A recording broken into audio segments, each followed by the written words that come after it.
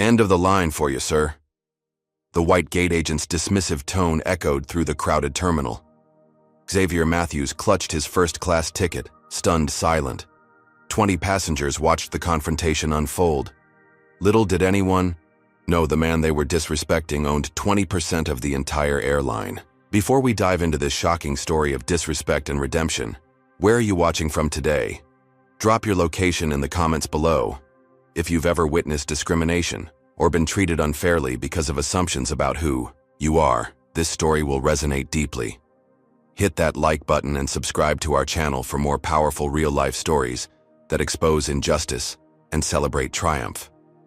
Now, let's discover how a single moment of discrimination led to a complete transformation of an entire airline's culture. Xavier Matthews was not a man who craved attention. At 52, the self-made billionaire and CEO of Horizon Innovations had spent decades building his global tech conglomerate from nothing but raw talent and relentless determination. His company specialized in artificial intelligence applications that had revolutionized everything from medical diagnostics to environmental protection, making him one of the most influential figures in the tech industry. Yet, watching him walk through Chicago O'Hare International Airport that Tuesday morning, few would have guessed his net worth exceeded $11 billion. Born in South Chicago to a single mother who worked 3 jobs to keep food on the table, Xavier's early life had been defined by struggle. His exceptional mathematical abilities had earned him a full scholarship to MIT, where he graduated top of his class before launching his first startup at 23.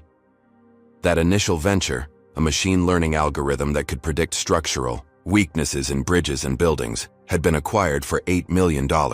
Rather than settling into luxury, Xavier reinvested every penny, founding Horizon Innovations with a vision of using artificial intelligence to solve humanity's most pressing problems. 3 decades later, Horizon employed over 12,000 people across 4 continents with headquarters in Chicago that dominated the downtown skyline. The company's AI platforms were integrated into everything from cancer screening technologies that improved early detection rates by 60% to climate modeling systems that helped cities prepare for environmental changes. Last year alone, Horizon's innovations had saved an estimated 22,000 lives through their medical applications. Despite his extraordinary success, Xavier maintained a deliberately low-key travel style. While he could easily afford private jets, he preferred commercial flights for anything under 6 hours. You lose touch with how your industry treats people when you fly private exclusively, he often told his executive team. This philosophy extended to his appearance while traveling. Today he wore well-made but simple charcoal slacks, a navy cashmere sweater over a white button-down, and leather loafers that prioritized comfort over flash. His salt-and-pepper hair was neatly trimmed, and his wire-rimmed glasses gave him a scholarly appearance rather than screaming tech billionaire. This particular trip to San Diego carried enormous significance. Xavier was personally leading negotiations for a merger with Pacific Wave Technologies, a company that had developed remarkable AI applications specifically for rare disease identification. Combining their technologies could potentially diagnose conditions that typically took years to identify within minutes, saving countless lives and billions in healthcare costs. The meeting tomorrow morning would finalize terms after 6 months of careful negotiation. Xavier's morning had begun at 5 a.m. with a comprehensive review of the merger documents, followed by a 7 a.m. conference call with Horizon's board members to address last-minute concerns. His chief counsel, Benjamin Wong, had emphasized the importance of Xavier's personal presence at these final negotiations. Pacific Wave's founder respects you specifically, Benjamin had explained. Your presence demonstrates our commitment to their vision rather than just their technology. After the call, Xavier's executive assistant, Elena Rodriguez, had confirmed his travel arrangements and sent his preferred driver, Marcus, to transport him to O'Hare. The drive had been pleasant enough, though Chicago's notorious traffic had added 20 minutes to the journey. Throughout the ride, Xavier had reviewed presentation materials on his tablet while occasionally engaging Marcus in conversation about his family. "How's your daughter's college applications coming along?" Xavier had asked, remembering their conversation from a previous drive. "She got accepted to Northwestern with a partial scholarship," Marcus had replied proudly. Still figuring out how to cover the rest, but we'll make it work. Xavier had made a mental note to have Elena look into Horizon's education support program for employees' children. Marcus had been his driver for 5 years and never once asked for special treatment, despite knowing very well who sat in his back seat. Upon arrival at O'Hare, Xavier had tipped Marcus generously as always, then made his way through the unusually crowded terminal. The departure board showed several canceled flights due to thunderstorms moving through the Midwest, creating a tense atmosphere as travelers scrambled to make alternative arrangements. Xavier noticed the strain on the faces of the airport staff as they dealt with frustrated passengers. At the security checkpoint, he smiled genuinely at the TSA agent checking his identification. Tough day with all these cancellations, he commented, sympathetically. You're handling it well. The agent's surprised expression at being acknowledged as a human being rather than a faceless obstacle said everything about how most travelers treated airport staff. Thanks for noticing, she replied with a tired smile. First person to say anything nice in about 3 hours. These small moments of connection were important to Xavier. His mother, Loretta Matthews, had worked as a hotel housekeeper for 30-some years, often sharing stories of how invisible she felt to the wealthy guests whose messes she cleaned. Always see the people others overlook, she had taught him. Your success means nothing if you forget where you came from. Though Loretta had passed away 5 years ago, just long enough to see her son's company reach unicorn status, her wisdom remained his moral compass. As he moved through the terminal toward the Sky Global Airlines check-in area, Xavier reflected on previous travel experiences, where his race had clearly influenced how he was treated. There was the first-class lounge in Dallas where the attendant had repeatedly asked to see his membership card, while white executives walked in unchallenged. The flight to Tokyo where a flight attendant had assumed he was in the wrong seat when he sat in business class. The countless times security randomly selected him for additional screening, while his white colleagues proceeded unhindered. Success had not shielded him from these experiences. In some ways, it had only made them more jarring. The contrast between his professional stature and how he was perceived by strangers who saw only his skin color remained a persistent reality. Early in his career, Xavier had tried confronting these situations directly, only to be labeled difficult or playing the race card. Over time, he had developed a more strategic approach, documenting patterns, gathering evidence, and addressing issues at a systemic level rather than fighting individual battles. This principle had led to his recent investment in Sky Global Airlines. After experiencing and observing consistent issues with how the airline treated passengers of color, Xavier had quietly purchased shares until he controlled 20% of the company, making him the second largest shareholder. 3 weeks ago, he had been appointed to the board of directors, though his first official meeting wasn't scheduled until next month. Very few of Sky Global's staff knew about their new board member, as Xavier had intentionally kept his involvement quiet while he assessed the company's culture firsthand. The view from the boardroom never shows you what happens on the ground, he had explained to Elena when she questioned why he didn't simply send representatives to handle the merger meeting.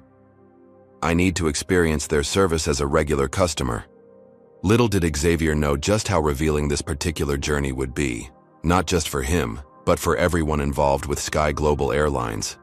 The Sky Global Airlines priority check-in area resembled a small-scale crisis zone. 2 lines stretched across the terminal, one for first-class and platinum members, another considerably longer line for regular check-in. Weather delays had created a backlog of passengers, many visibly frustrated as they checked watches and refreshed travel apps on their phones. Gate agents worked rapidly, their customer service smiles strained thin by hours of dealing with travel, disruptions, and the accompanying passenger emotions. At Counter 3, Victoria Pearson processed passengers with mechanical efficiency. 46 years old with meticulously highlighted blonde hair pulled into a tight bun, Victoria had worked for Sky Global for 18 years. She took pride in her position, particularly in serving the airline's premium customers, and today's chaos had pushed her professional demeanor to its limits. Her interactions had grown increasingly clipped as the morning progressed, though Xavier noticed a distinct pattern in how she engaged with different passengers. When businessmen in expensive suits approached, Victoria's smile widened perceptibly. She engaged in brief pleasantries, asking about their destinations and offering weather updates. "Downtown San Francisco is lovely today, Mr. Kensington," she told a silver-haired executive. "You'll have perfect weather for your meetings." For a young white couple dressed in designer vacation wear, she suggested restaurants near their Miami Beach hotel. Xavier stood patiently in the priority line, boarding pass already downloaded to his phone, platinum member card and ID ready in his hand. He observed Victoria's interactions while mentally reviewing key points for tomorrow's merger discussion. His travel documents were impeccable. First-class ticket purchased months ago, over 2 million miles accumulated with the airline. Platinum status renewed just last month. By any standard, he belonged in this line. When the businessman ahead of him completed his check-in, Xavier stepped forward with a polite smile. "Good morning," he began. Victoria glanced up, her eyes performing a quick assessment that clearly found him wanting. Without checking any of his documentation, she immediately shook her head. "Regular check-in is over there, sir," she stated, firmly, pointing to the significantly longer line across the terminal. "You'll need to wait at the end of that line." The dismissal was so automatic, so casually delivered, that Xavier momentarily struggled to process it. He had experienced similar assumptions throughout his life, but something about this particular instance, perhaps the sheer certainty with which she had decided he didn't belong, struck him forcefully. "I have a first-class ticket," Xavier explained calmly, offering his phone and platinum card. "And I'm a platinum member with Sky Global." Victoria's expression shifted from dismissal to skepticism. She reluctantly took his identification and platinum card, examining them with unusual scrutiny. "This is your card?" she asked, emphasis suggesting doubt. "I'll need to see additional identification." Behind him, Xavier could feel the impatience of other passengers building. A white man in a business suit sighed audibly. A woman whispered something to her companion. The weight of eyes watching the interaction added pressure to an already tense situation. "Of course," Xavier replied, maintaining his composure as he presented his driver's license and passport. Years of navigating similar situations had taught him that displaying any hint of frustration would immediately be used against him. "I've provided both my passport and license for verification." Victoria compared the documents with exaggerated care, looking between his face and the identification multiple times. "These frequent flyer accounts are often shared inappropriately," she commented, the implication hanging in the air that he might be using someone else's account. "I need to verify this is actually your account." "I've been a platinum member for 11 years, Xavier stated factually. "All my information should be in your system." Rather than proceeding with a simple verification, Victoria's mouth tightened. "I'll need to get my supervisor to confirm this," she announced, turning toward the airline office without completing his check-in. Several feet away, Amara Williams observed the interaction while preparing boarding materials for an upcoming flight. At 29, Amara had worked as a Sky Global flight attendant for 5 years, recently being promoted to lead flight attendant. As a black woman in the airline industry, she had developed a keen awareness of differential treatment, both experiencing and witnessing it regularly. Something about the gentleman at Victoria's counter seemed familiar to her, though she couldn't immediately place where she might have seen him. What she could clearly recognize was the all-too-familiar pattern unfolding before her. A black passenger in business attire, being subjected to excessive scrutiny and skepticism that white passengers had not faced. The man's calm, dignified response suggested he was accustomed to such treatment, which only made the situation more troubling to Amara. As Victoria disappeared to find her supervisor, Xavier stood at the counter, consciously maintaining neutral body language despite his internal frustration. He could abandon this check-in attempt, use the mobile app to complete his process, and avoid the confrontation entirely. Many would consider that the path of least resistance. But Xavier had built his career by addressing problems at their source, rather than circumventing them. The line behind him continued to grow, with several passengers displaying visible annoyance at the delay. A middle-aged white woman nearby whispered to her husband, "Why doesn't he just go to the regular line if there's a problem?" The assumption that he was the problem rather than the victim of discrimination was precisely why Xavier felt compelled to stand his ground. Victoria returned with Michael Reynolds, the check-in supervisor, a man in his early 50s with a receding hairline and the practiced customer service expression of someone who had spent decades in the travel industry. Michael approached with the confident stride of authority, clearly having already formed conclusions based on Victoria's account of the situation. "Good morning, sir," Michael began with professional detachment. "I understand there's some confusion about your check-in process today." "There's no confusion on my part," Xavier responded evenly. "I'm a first-class passenger and platinum member attempting to use the priority check-in as appropriate." Michael glanced at the documents Victoria had placed before him, his expression revealing nothing. "In today's unusual circumstances with so many flight disruptions, we're asking passengers to use their designated check-in areas. The priority line is specifically for our regular first-class passengers." The phrase regular first-class passengers contained volumes. Xavier had encountered this particular form of coded language throughout his career. The subtle implication that he was somehow irregular, unexpected, not the standard bearer of whatever status he had legitimately achieved. "I am a regular first-class passenger," Xavier stated simply. "I fly with Sky Global approximately 40 times per year, primarily in first class.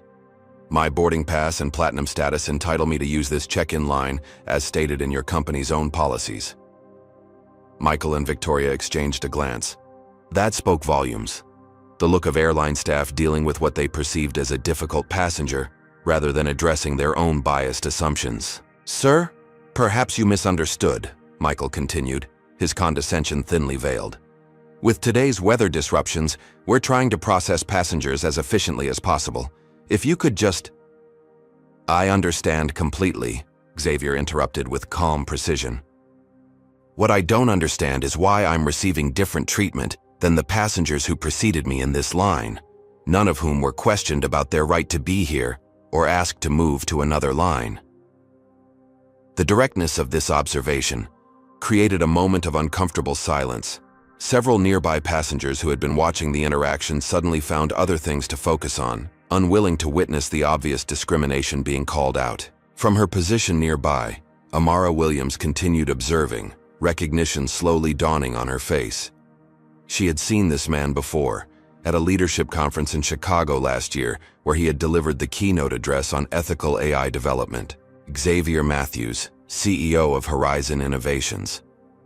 The realization sent a jolt of shock through her. One of the most successful Black executives in the tech industry was being treated like an interloper by her colleagues.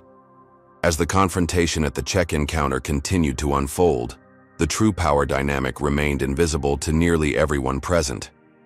Victoria and Michael, operating from a position they perceived as authority, had no idea they were dismissing a man who could potentially determine their professional futures. The other passengers, witnessing what appeared to be a routine disagreement between airline staff and a passenger, couldn't see the profound implications this encounter would soon have for Sky Global Airlines.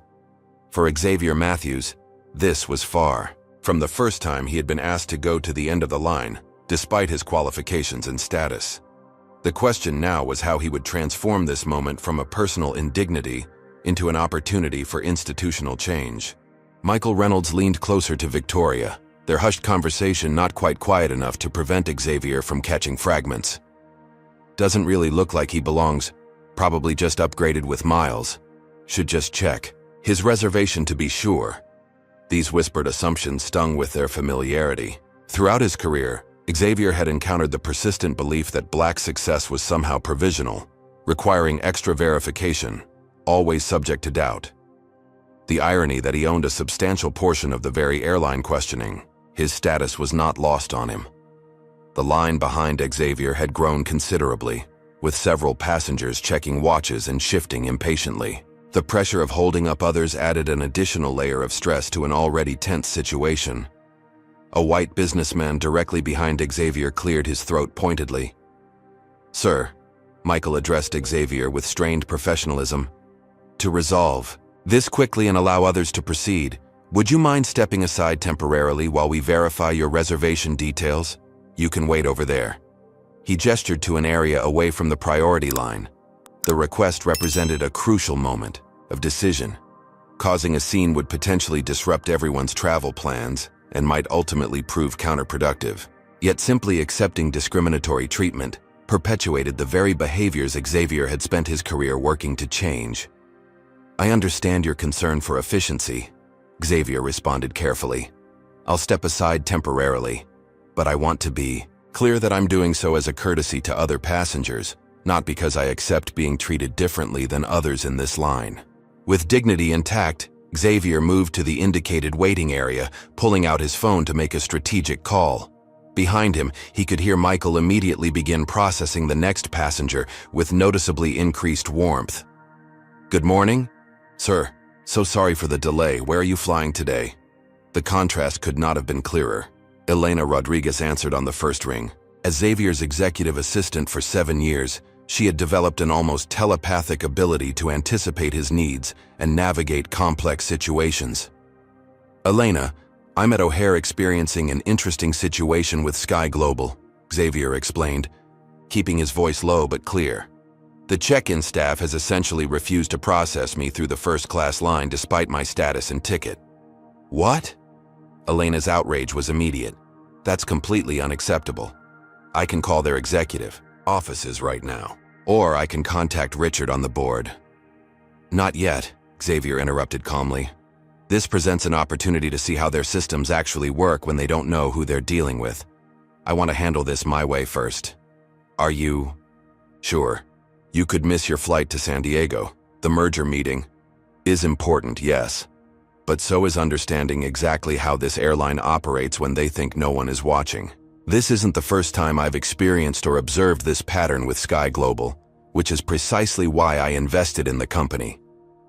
As Xavier spoke, memories of similar situations throughout his career flickered through his mind. The Venture Capital meeting where he was mistaken for IT support, despite being the founding CEO. The luxury car dealership where salespeople approached his white CTO while ignoring him. The high-end restaurant where the maitre d' assumed he was waiting for a table rather than having a reservation. Each incident, taken individually, could perhaps be explained away.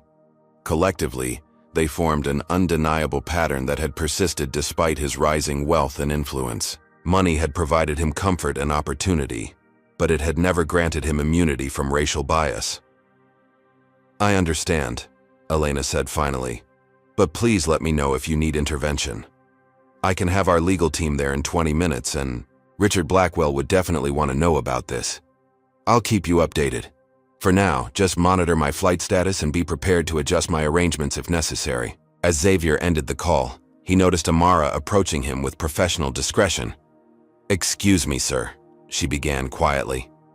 "I couldn't help noticing what happened at the check-in counter. I wanted to apologize for my colleague's behavior." Looking at her name tag, Xavier smiled slightly. "Thank you, Amara. I appreciate that, though you're not responsible for their actions." "I recognize you, Mr. Matthews," she continued, keeping her voice low. "I attended your keynote at the Future of Tech Leadership Conference last year. Your speech about creating pathways for underrepresented groups in the tech industry inspired me to start a mentorship program for young women interested in aviation and technology." Xavier's expression warmed with genuine pleasure. "That's wonderful to hear. How is the program going?" "We've matched 37 girls with industry mentors so far. 2 have already received college scholarships." Pride was evident in her voice. "Impressive results. I'd be interested in hearing more when circumstances are less." He glanced toward the check-in counter, where Michael and Victoria continued processing other passengers with conspicuous efficiency. Amara followed his gaze, her expression turning serious. "This isn't an isolated incident, Mr. Matthews. I've witnessed similar situations repeatedly, despite our supposed non-discrimination policies. I suspected as much, which is partly why I recently invested in Sky Global." He studied her reaction carefully. "Though I'd appreciate if you didn't mention my connection to the airline just yet." Understanding dawned in Amara's eyes. "You're gathering first-hand experience of how the company actually operates." "Exactly. Sometimes the view from the boardroom doesn't show you what passengers actually experience. Amara nodded thoughtfully. What can I do to help? For now, just continue, doing your job with the integrity you clearly already bring to it. I may need a witness later to corroborate what happened here. Of course, Mr. Matthews. Amara glanced toward the check-in area. I should return to my position, but please let me know if there's anything else you need. As she walked away, Xavier observed Michael and Victoria continuing to process passengers, their body language now tense as they occasionally glanced in his direction. They had clearly realized their actions were being noticed, though they couldn't possibly understand the full implications yet. Have you ever been asked to wait at the end of the line, despite having every right to be where you were? Comment. Number 1. If you've experienced discrimination based on assumptions about who you are. Or number 2, if you've witnessed someone else being treated unfairly. This story is about to take an unexpected turn as Xavier decides how to respond to this blatant disrespect. Hit that like button if you believe in standing up against discrimination, and subscribe to see more stories of justice being served in surprising ways. What would you do if you were in Xavier's position? Would you reveal your identity immediately, or strategically wait for the perfect moment to create lasting change? Xavier Matthews had built his fortune by approaching problems strategically rather than reactively. As he stood in the terminal watching his discriminatory treatment unfold, he began calculating not just how to address his immediate situation, but how to use this moment to create lasting institutional change. This wouldn't be just about getting on his flight or embarrassing 2 biased employees. This would be about transforming an entire corporate culture.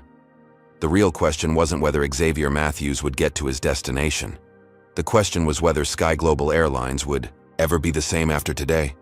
Xavier Matthews wasn't a man who made impulsive decisions.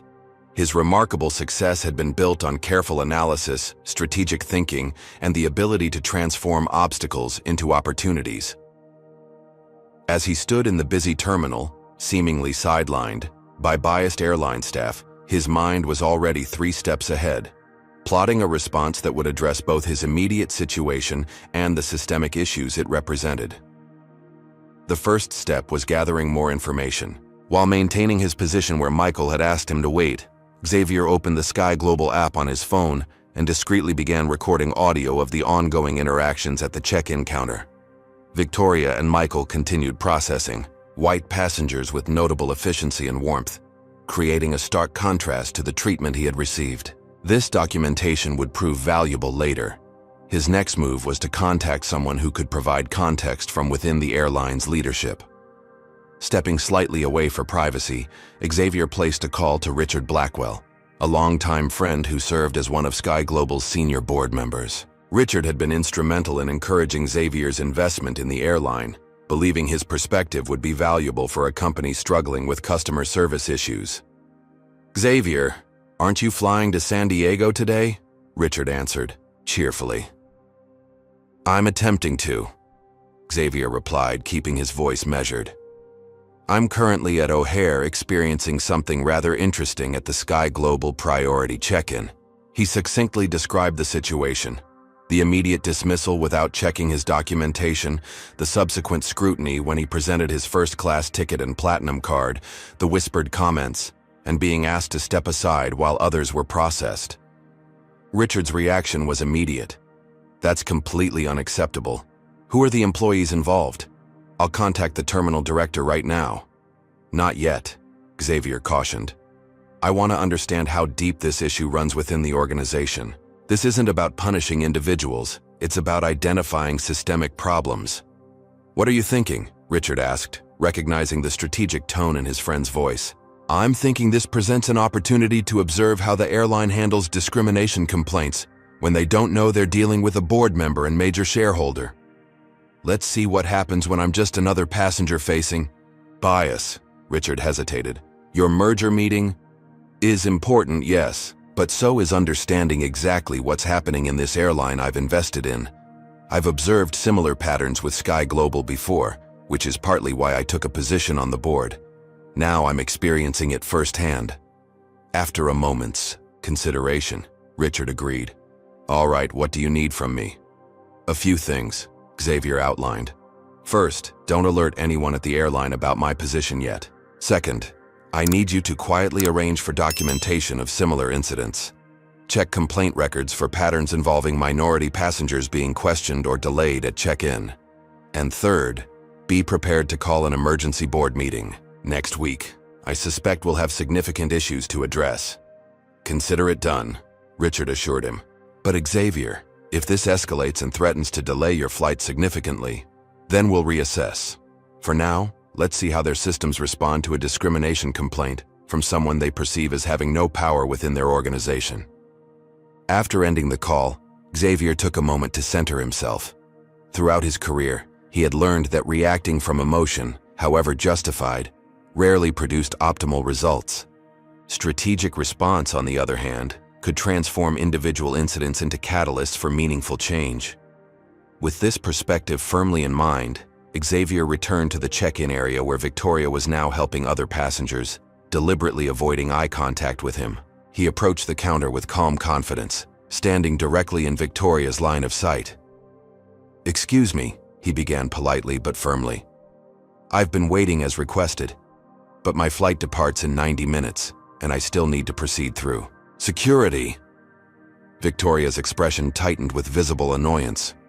"Sir, as I explained, we're experiencing unusual circumstances today.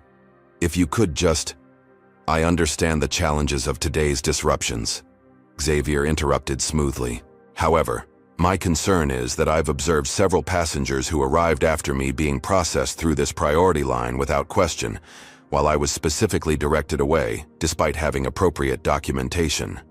His precise professional tone drew attention from nearby passengers and staff. Victoria's discomfort was evident as she realized this interaction was being witnessed. "We're simply following protocol," she insisted, though her voice lacked conviction. "I'd like to speak with the terminal manager," Xavier stated calmly. "This goes beyond a simple check-in issue." Victoria's expression shifted to defensive irritation. "The manager is very busy dealing with actual emergencies, sir." The emphasis on actual clearly implied that Xavier's concern about discriminatory treatment didn't qualify as a real problem. "Discrimination against passengers based on race is an actual emergency by any standard," Xavier replied, his voice steady but carrying enough to be heard by those nearby. "And to be clear, that's exactly what I'm experiencing and observing right now." The word discrimination created an immediate ripple effect. Several nearby passengers glanced over, some openly watching the interaction now. A young woman discreetly raised her phone, apparently recording the exchange. Michael Reynolds, noticing the escalating situation, quickly approached from another counter. "Sir," he began with forced patience, "making accusations like that is very serious. We treat all our passengers equally. Then you can explain why I was specifically removed from this line while holding a first-class ticket and platinum status, while every other passenger has been processed without question," Xavier asked. "Or why you and Ms. Pearson whispered about how I don't look like I belong in first class." Michael blanched slightly, realizing Xavier had overheard their comments. "You misunderstood our conversation. We were simply trying to verify my right to be in a line where I clearly belong," Xavier finished for him. "A verification you haven't required from any other passenger I've observed in the past 20 minutes." By now, several people had stopped to watch the interaction unfold. The public nature of the confrontation was clearly making Michael uncomfortable, as evidenced by his nervous glance around the terminal. "Sir, if you could lower your voice." "My voice is perfectly controlled," Xavier pointed out calmly. "I haven't raised it once, despite the frustration of being discriminated against in a public setting. Now I'll ask once more to speak with the terminal manager." Michael hesitated, clearly calculating his options. Denying the request could escalate the situation further, while granting it would acknowledge the legitimacy of Xavier's complaint. "I'll see if Ms. Hernandez is available," he finally conceded. "But I want to be clear that we deny any allegation of discrimination. The priority check-in has specific guidelines, which I meet and exceed," Xavier stated firmly. "I'll wait for Ms. Hernandez right here." As Michael walked away, Xavier noticed Amara watching from nearby, her expression reflecting both concern and approval. She gave him a subtle nod of support before returning to her duties, careful not to draw attention to their earlier interaction. Victoria, now visibly flustered, turned to help another passenger while pointedly ignoring Xavier. The tension in the check-in area was palpable, with other travelers alternately watching the unfolding situation and pretending not to notice the confrontation. From his position at the counter, Xavier could observe the ripple effects of his challenge spreading throughout the terminal. Two other Sky Global employees were whispering while glancing in his direction. A security officer had positioned himself nearby, apparently alerted to a potential disturbance. Passengers continued to record discreetly with their phones, likely sharing the incident on social media in real time. What had begun as a routine check-in had transformed into something much more significant, a public test case of how Sky Global Airlines handled allegations of racial bias. The airline's response in the next few minutes would reveal volumes about its culture, training, and values. Xavier remained perfectly composed, his dignity intact despite the attempts to diminish him. He had faced similar situations throughout his journey from South Chicago to the boardrooms of global corporations. The difference today was that he now possessed not just the moral authority to challenge discrimination, but the actual power to ensure accountability. While he waited for the terminal manager to arrive, Xavier sent a brief text to Elena. Situation developing. May need to reschedule San Diego. Have backup plans ready. Then he returned his phone to his pocket and prepared for the next phase of this unexpected confrontation. He had built Horizon Innovations on the principle that technology should solve human problems rather than create new ones. Perhaps today he would have the opportunity to address a different kind of systemic problem, one that no algorithm could fix, but that required the same careful analysis and strategic intervention that had made him a technology pioneer. 10 minutes passed before Patricia Hernandez appeared at the check-in area, her brisk stride and furrowed brow reflecting the multiple crises she was managing simultaneously. As Sky Global's Chicago terminal manager, Patricia oversaw hundreds of employees and thousands of daily passenger interactions. Today's weather disruptions had already created a cascade of logistical challenges before this new situation emerged. At 48, Patricia had worked her way up through airline operations, over a 25-year career. Her charcoal suit and practical low heels spoke of professionalism prioritized over fashion, while the slight shadows under her eyes suggested the toll of today's disruptions. Her expression as she approached was a careful mask of professional concern overlaid with barely concealed irritation at being pulled away from other urgent matters. Most telling was the presence of two airport security officers trailing several paces behind her, a precautionary measure that spoke volumes about how the situation had been characterized to her. She had clearly been informed about a problem passenger rather than a customer with a legitimate complaint. Good morning. I'm Patricia Hernandez, terminal manager for Sky Global. She introduced herself with clipped efficiency. I understand there's a situation regarding your check-in process. Xavier noted how she positioned herself, maintaining professional distance, the security officers visible behind her as a subtle reminder of authority. It was a stance he had encountered before, the preemptive positioning that assumed the black customer was potentially threatening rather than justifiably concerned. Good morning, Ms. Hernandez. I'm Xavier Matthews, he responded with measured calm. There is indeed a situation, though not the one you've likely been told about. I arrived at the priority check-in as a first-class passenger and platinum member, only to be immediately directed to the regular line without any verification of my status. When I presented my documentation, I was subjected to unusual scrutiny, overheard staff making comments about how I don't look like I belong in first class, and was asked to step aside while other passengers were processed without question. Patricia's expression remained neutral, though her eyes flickered briefly to the security officers as if assessing whether their presence was necessary. May I see your ticket and identification, Mr. Matthews? Xavier provided his documentation, without comment. Unlike Victoria's earlier scrutiny, Patricia examined his materials with professional thoroughness rather than suspicious skepticism. As she verified his platinum status and first-class booking, her expression shifted subtly. the first indication that she recognized this wasn't a simple case of a passenger in the wrong line. "I see you are indeed booked in first class to San Diego, and your platinum status is current," she acknowledged, handing back his documents. "I apologize for any confusion during the check-in process. As you can see, we're experiencing significant disruptions today due to weather conditions across the Midwest." The response was textbook corporate deflection, acknowledging the facts while attributing the issue to unusual circumstances rather than addressing the underlying concern. "Ms. Hernandez," Xavier replied evenly, "I understand the challenges of today's operations.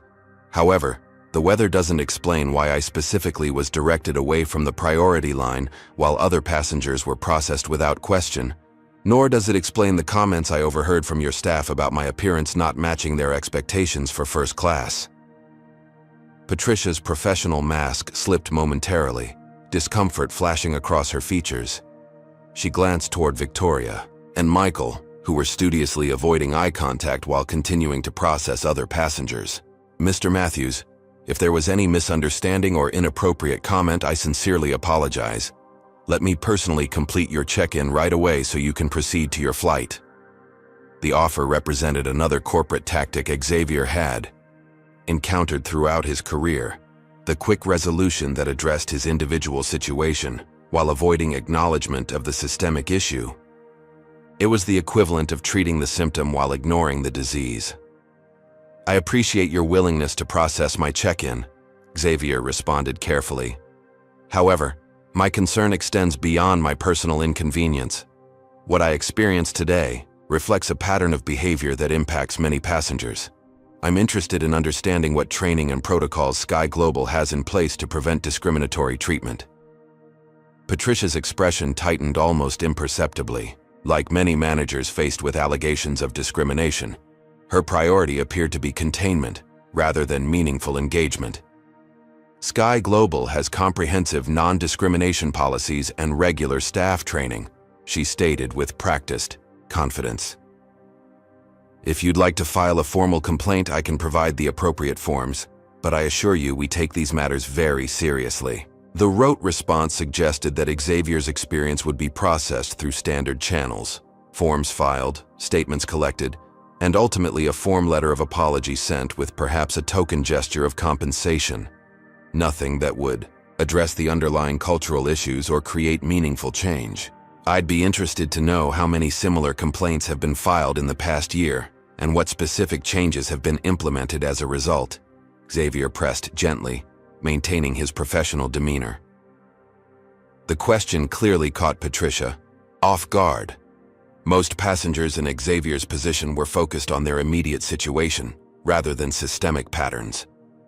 Her slight hesitation revealed that she likely didn't have this information readily available, or perhaps that the answer wouldn't reflect well on the airline.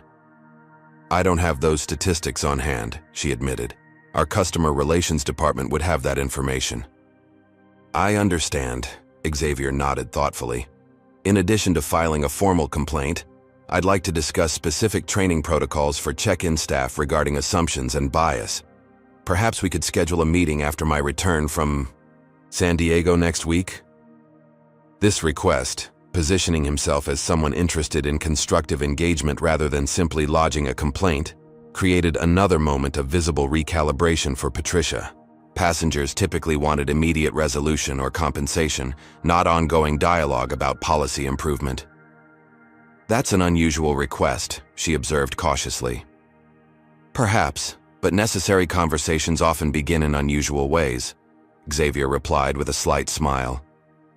"I believe in addressing problems at their source rather than simply treating symptoms." As they spoke, Xavier noticed increased activity around the check-in area. A man in a suit was hurrying toward them, speaking urgently into his phone. 2 more Sky Global employees had appeared, watching the interaction with evident concern. Amara Williams had positioned herself nearby, ostensibly organizing boarding passes while keeping the situation within earshot.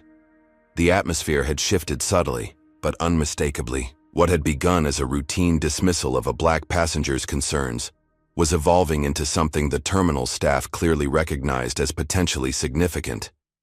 Patricia must have sensed the change as well. Her posture straightened, and she glanced around with growing awareness that this interaction was drawing attention. "Mr. Matthews, let me complete your check-in personally and ensure you reach your gate with plenty of time before boarding. Regarding your other concerns, I'll connect you with our regional director who can better address policy questions."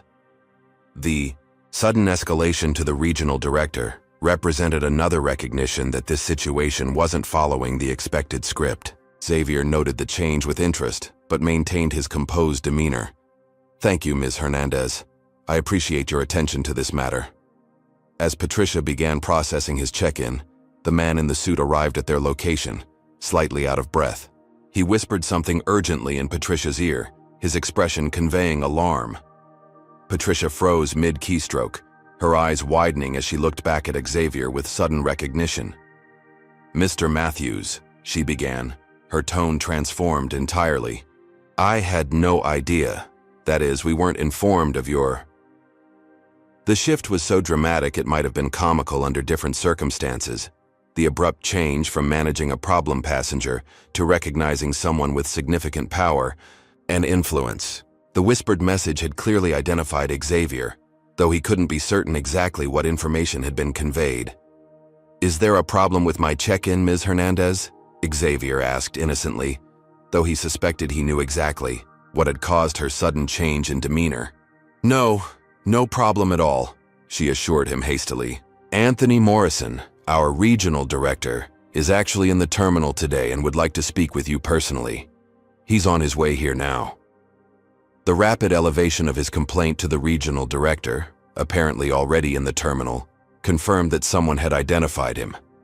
Whether through Amara, Richard Blackwell, or simply an alert employee recognizing his name, word of exactly who was being mistreated by Sky Global staff was spreading through the airline's hierarchy. Victoria and Michael had noticed the change, as well. Their expressions had transformed from defensive irritation to growing alarm as they observed Patricia's sudden deference. They exchanged worried glances, clearly sensing that the situation had evolved beyond their control. "I'd be happy to speak with Mr. Morrison," Xavier agreed calmly. "Though I'd still like to complete my check-in first if possible. My flight does depart soon."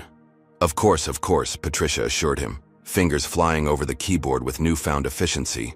"I've upgraded you to our premier first-class suite and arranged priority security clearance. We'll also have a representative escort you directly to the gate." The irony was unmistakable. The same passenger who had been deemed unworthy of the priority check-in line was now being offered the airline's highest level of service. The transformation wasn't based on any new understanding of the discrimination he had faced, but simply on the revelation of his identity and position. "That's very kind," Xavier observed neutrally, though I was already quite satisfied with my original first-class seat. The priority security would be helpful, however, given the time constraints.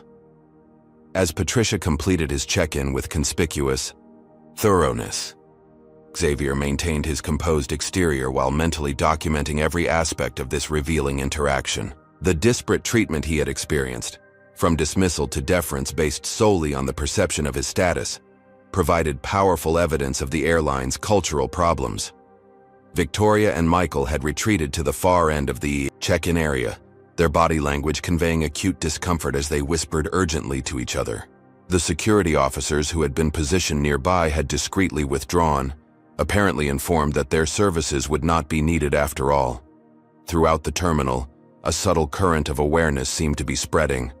Staff members glanced in Xavier's direction with new recognition. Passengers continued their travels largely oblivious to the significant drama unfolding at the check-in counter, though several still watched the interaction with curious interest. As Patricia handed Xavier his boarding pass with an overly solicitous smile, he spotted Anthony Morrison striding purposefully through the terminal, his expression a mixture of concern and professional damage control. The regional director's arrival would mark the next phase of this unfolding situation, one that would test Xavier's strategic thinking and commitment to creating meaningful change, rather than simply accepting personal accommodation. The question wasn't whether Sky Global would now treat Xavier Matthews with respect and deference. The question was whether this incident could be leveraged to ensure every passenger, regardless of appearance or perceived status, would receive the same dignified Treatment in the future. Anthony Morrison moved through the terminal with the urgent purpose of a man racing to contain a corporate crisis. At 58, Sky Global's regional director cut an impressive figure in his perfectly tailored navy suit. Silver hair precisely styled, gold watch glinting at his wrist. His typically confident expression had been replaced by barely concealed alarm as he approached the check-in area where Xavier Matthews stood conversing with Patricia Hernandez. The moment Anthony spotted Xavier, recognition flashed across his features, followed immediately by horror as he processed the implications of what was unfolding. Unlike the check-in staff, Anthony had attended industry events where Xavier had spoken. He had read articles about the tech CEO's remarkable career and philanthropic work. Most significantly, he had recently received a memo about Xavier's substantial investment in Sky Global and pending board appointment, information that clearly hadn't been communicated to the terminal staff. "Mr. Matthews," Anthony began, slightly breathless as he reached them, extending his hand. "Anthony Morrison, Regional Director for Sky Global's Midwest Operations. It's an honor to meet you, sir. I understand there's been some confusion regarding your check-in today." The deliberate vagueness of confusion rather than discrimination reflected the immediate corporate instinct to minimize and reframe the situation. Xavier noted this with interest as he shook Anthony's hand firmly. "The only confusion," Xavier replied evenly, "appears to have been on the part of your check-in staff, who determined I didn't belong in the priority line without checking my documentation, then subjected me to unusual scrutiny when I presented my first-class ticket and platinum card."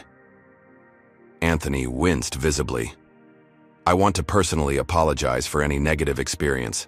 This is absolutely not reflective of Sky Global's values or standards. If you'll allow me, I'd like to escort you to our premium lounge where we can discuss this privately." The offer to move to a private space represented another standard corporate response, removing a potentially damaging situation from public view. Xavier had encountered this tactic throughout his career, the urgent desire to hide problems rather than address them transparently. "I appreciate the offer, Mr. Morrison," Xavier responded thoughtfully, "but I believe the discussion about how your airline treats passengers should happen right where passengers are treated this way." His deliberate choice to remain in the public terminal sent a clear message about accountability and transparency. Anthony's momentary flash of dismay confirmed that he understood the implications perfectly.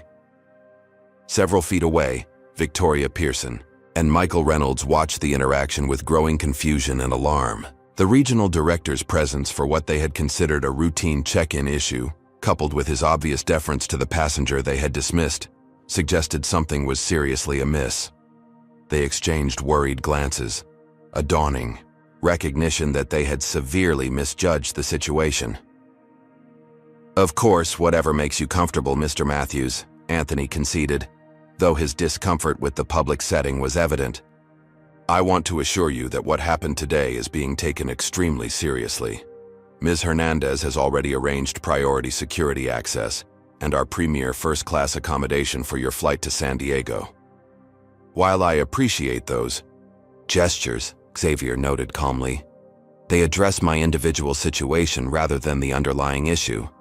I'm more concerned with the pattern of behavior I've both experienced and observed with Sky Global. This isn't about securing preferential treatment for myself." Anthony nodded earnestly, though tension remained visible around his eyes. "We value that feedback, Mr. Matthews. Your perspective as a frequent traveler and business leader is invaluable to us." The careful phrasing deliberately avoided acknowledging Xavier's actual position relative to Sky Global. Anthony was attempting to navigate the situation without revealing information that might further complicate an already challenging scenario. Xavier decided it was time to bring clarity to the situation. "Mr. Morrison, I think there may be some confusion about my relationship with Sky Global," he stated directly. "While my perspective as a frequent traveler certainly has value, I suspect my perspective as a major shareholder and recently appointed board member might be even more relevant to this discussion." The statement landed with seismic impact. Patricia Hernandez's professional composure cracked completely, her expression transforming to one of unfiltered shock. Several feet away, Victoria and Michael froze in horror as the full implications of their actions became suddenly, catastrophically clear. "You're on the board?" Patricia's voice emerged as barely more than a whisper. "As of 3 weeks ago," Xavier confirmed calmly. "Though that information wasn't widely distributed yet, as I wanted to experience the airline's operations firsthand before my first official board meeting." Anthony Morrison closed his eyes briefly, as if physically pained. "Mr. Matthews, I was aware of your investment and appointment, of course. I deeply regret that this information wasn't properly communicated to our terminal staff." "Actually," Xavier corrected him gently, "I'm glad it wasn't. If my experience today had been influenced by awareness of my position, it would have defeated the purpose of understanding how Sky Global treats its regular passengers, particularly those who look like me." By now, Victoria had approached, cautiously, her earlier dismissive attitude replaced by visible panic. "Mr. Matthews, I had no idea. If I had known who you were—" "That's precisely the problem, Ms. Pearson," Xavier interrupted, his tone firm but not unkind. "Your treatment of passengers shouldn't depend on recognizing their names or titles. I don't want priority now because of who I am. I wanted proper service because of the ticket I purchased, like any customer deserves." The fundamental issue had been perfectly distilled in that single exchange. Victoria's instinctive response, that knowing Xavier's identity would have changed her behavior, revealed exactly the problem with the airline's culture. Respect was being distributed based on perceived status, rather than as a basic standard for all passengers. Have you ever witnessed someone's attitude completely change once they discovered a person's status or position? Comment number 1. If you believe everyone deserves equal respect regardless of their title or wealth. Or number 2. If you think VIPs should identify themselves to avoid misunderstandings. This moment of revelation shows how quickly discrimination can transform into deference when power dynamics shift.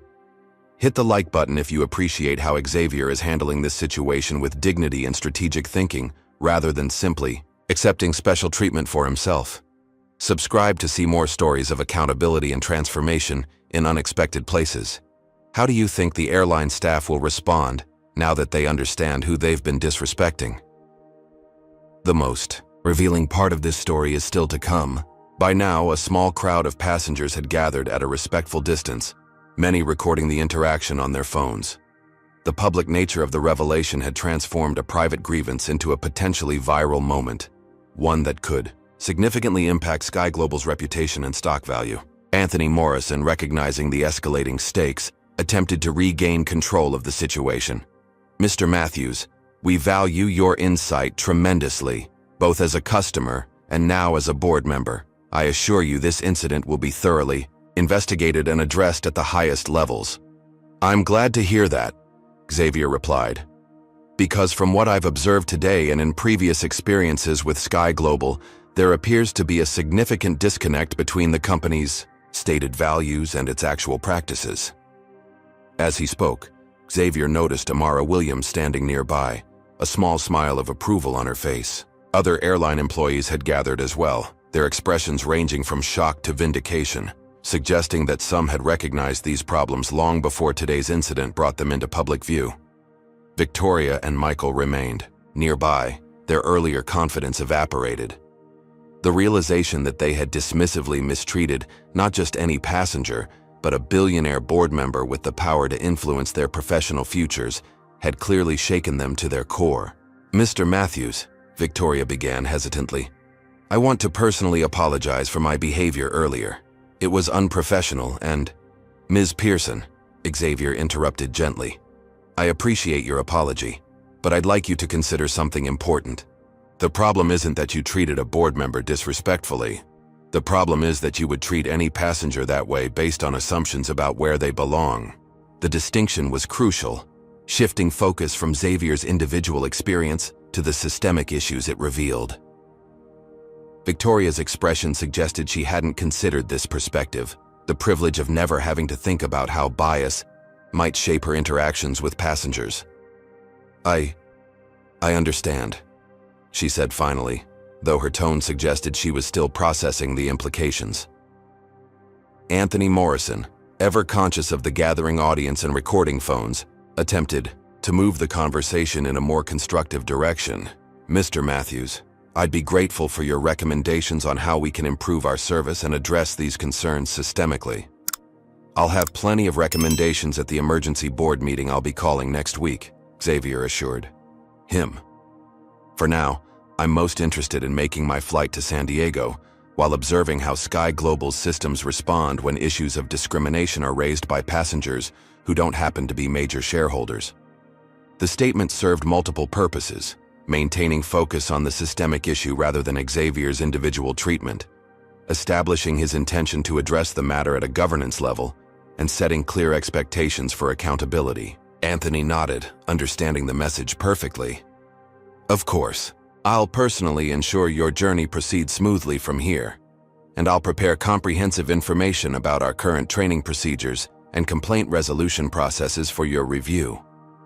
As they spoke, Xavier noticed additional Sky Global executives arriving in the terminal, their harried expressions suggesting they had been urgently summoned. The corporate damage control machinery was clearly shifting into high gear, with increasingly senior figures being deployed to address the situation.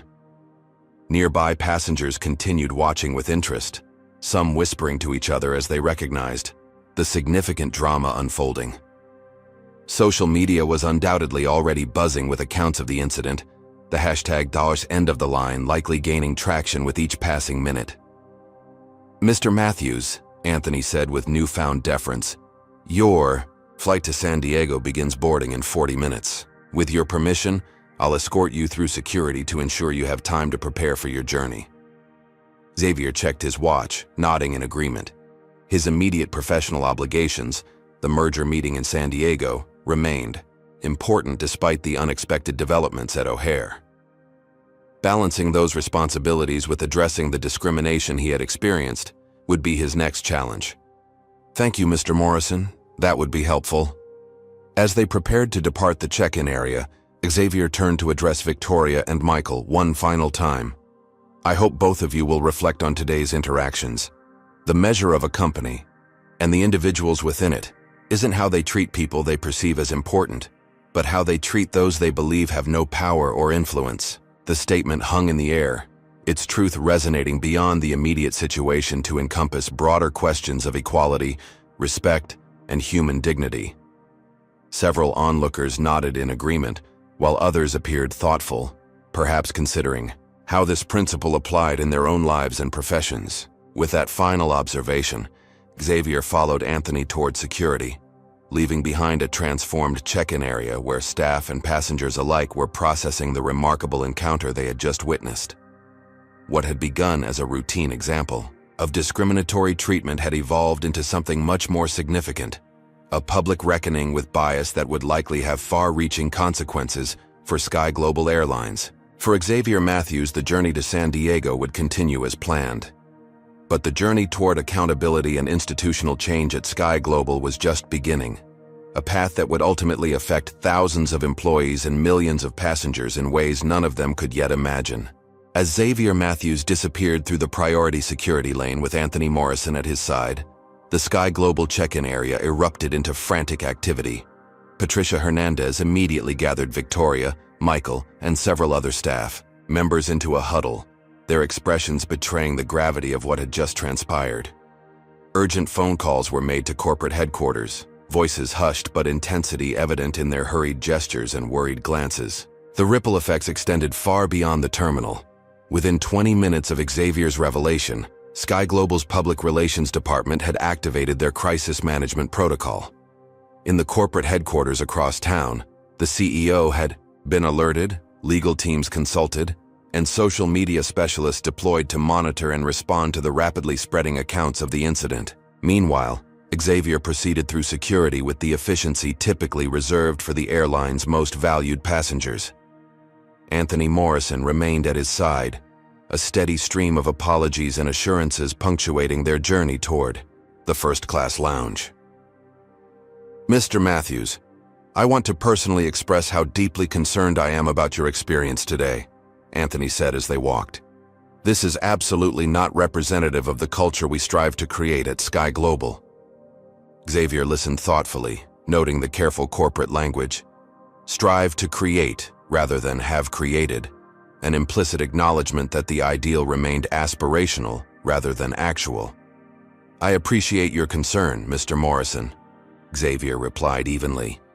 But I'm more interested in understanding whether my experience today is truly anomalous or representative of a pattern.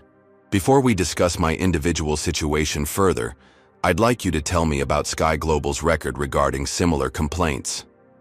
The request clearly caught Anthony off guard.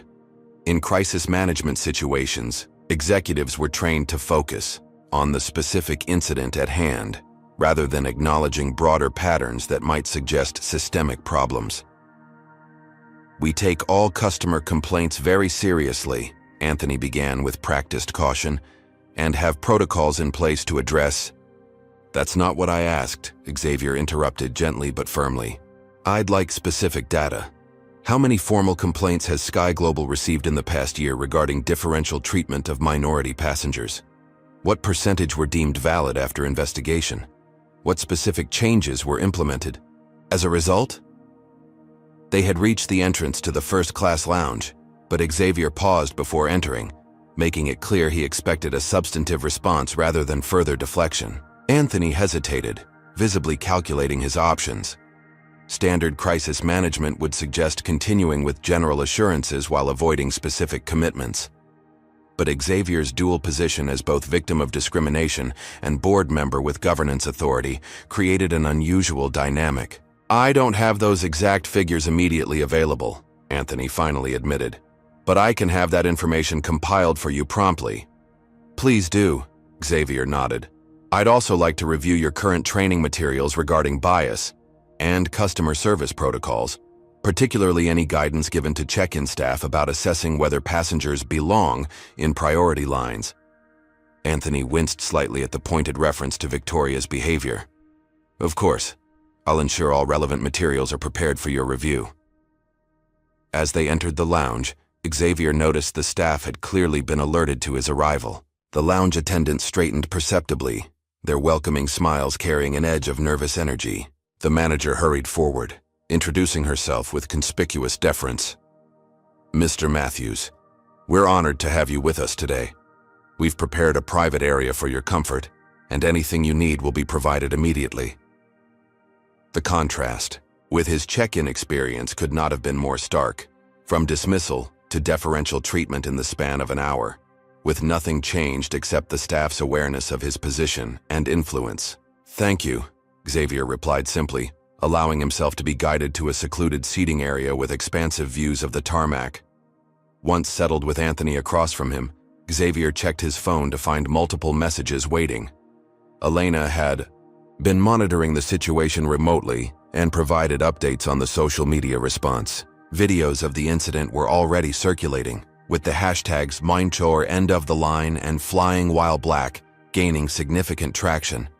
Several civil rights organizations had posted statements about the ongoing problem of discrimination in the travel industry, with Sky Global now serving as the latest prominent example. Your PR team has approximately 30 minutes before this becomes a major news story, Xavier observed, showing Anthony the trending statistics on his phone. How they respond will significantly impact both public perception and my own assessment of the company's commitment to addressing these issues. Anthony nodded grimly, already typing urgently on his own device. Our communications team is preparing a statement now. Would you be willing to review it before it's released? The request revealed how thoroughly the power dynamic had shifted. The regional director was now seeking guidance from the very passenger his staff had attempted to dismiss just hours earlier. I'm happy to provide input, Xavier agreed, though I should note that as a board member, my priority will be accuracy and accountability rather than minimizing corporate exposure. Before Anthony could respond, the lounge door opened to admit Amara Williams, who approached their seating area with professional composure. Excuse the interruption, she began. Mr. Morrison, you're needed urgently regarding the operational adjustments for the weather delays. Anthony appeared torn between addressing the brewing public relations crisis and his operational responsibilities. After a moment's hesitation, he turned to Xavier. Would you excuse me briefly, Mr. Matthews? This shouldn't take long. Of course, Xavier replied. Operational safety should always be the priority. As Anthony hurried away, Amara remained behind, her expression shifting to one of quiet determination. Mr. Matthews, I wanted you to know that what happened today isn't an isolated incident, she said once Anthony was out of earshot. Many of us have witnessed similar situations repeatedly, but our concerns are typically dismissed or minimized. Xavier nodded thoughtfully. I suspected as much. Would you be willing to share more specific examples? Amara glanced around to ensure their privacy before continuing. I've documented 17 incidents in the past year just on my own flights. Passengers of color being questioned about their seating assignments, subjected to additional scrutiny during boarding, or treated dismissively by crew members. I've reported each one through official channels, but the responses have been disappointing. May I ask what happens when you report these concerns? Xavier inquired. Usually a generic email thanking me for my feedback, occasionally a brief meeting where I'm assured the matter will be looked into. But I've never seen any meaningful changes in training or accountability, Amara explained.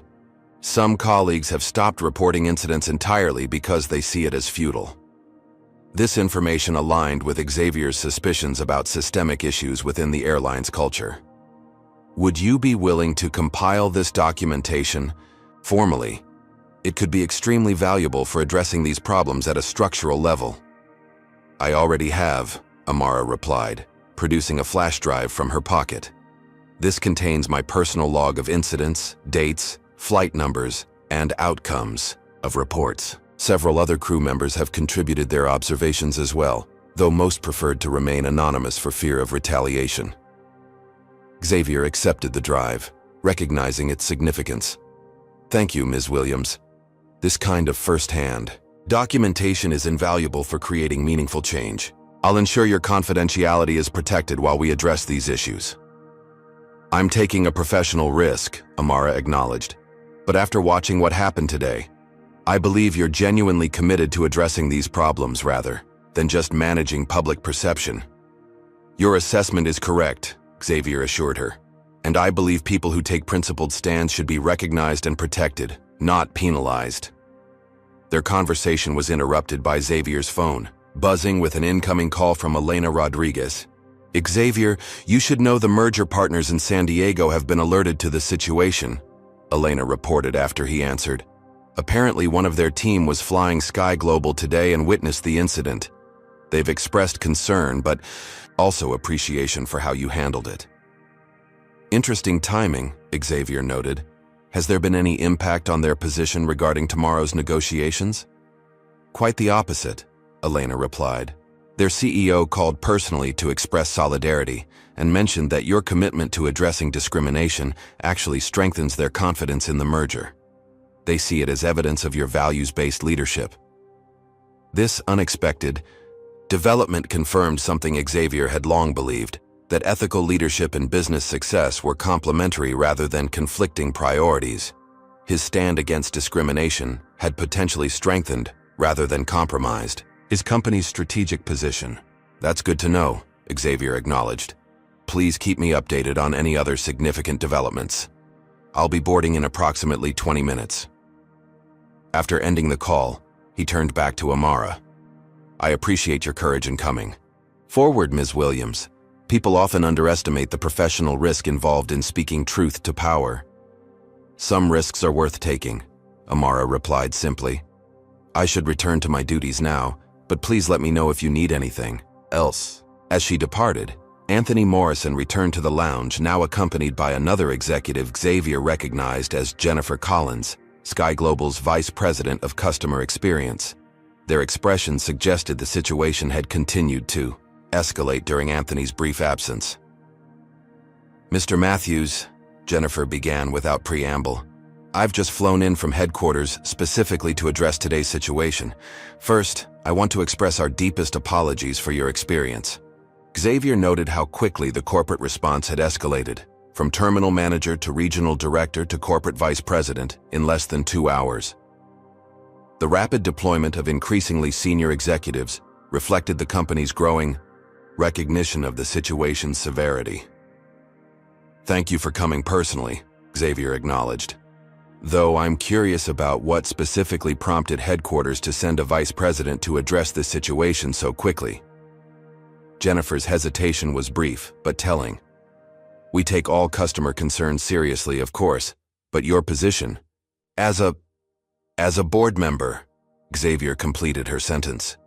"Which raises an important question. Would a vice president have been deployed if I were simply a black passenger without board position or significant shareholding?"